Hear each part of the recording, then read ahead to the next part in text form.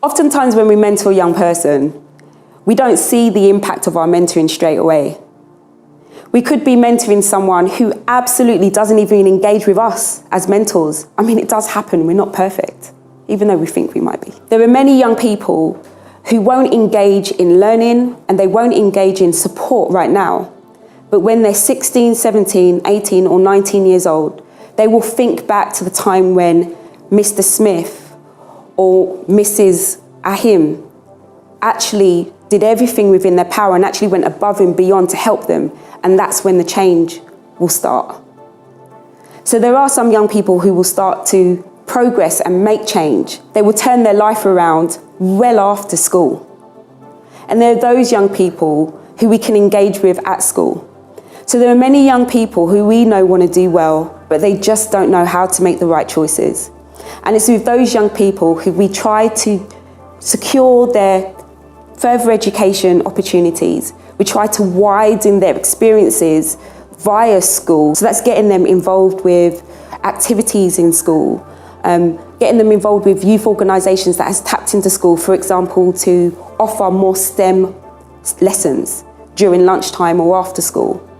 Maybe going on trips abroad with the school. And oftentimes those hard to reach young people sometimes are not given the opportunity to go on trips to Denmark or to go on trips to South Africa.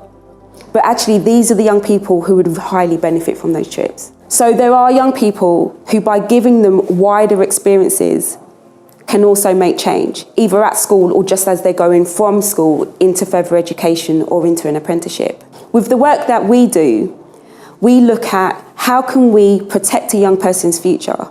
And we speak to them about literally having a garden of flowers and looking at how they can protect themselves from the outside world and the outside influences. So we help to secure the young people's post-16 opportunities. And that might be by applying for 5 or 6 colleges or preparing them for apprenticeships. And you might think, well, what's the difference? We have to do that with all young people. Well, the difference with hard to reach, seen as hard to engage young people, is that they may not have somebody at home that will do that with them. Maybe their parents are from overseas and their parents actually don't know anything about the educational landscape here, so they can't help them. Maybe their mum or dad have mental health problems. Maybe their mum and dad are not around. We already know that looked after children have all the potential to go into university, but for some reason they don't.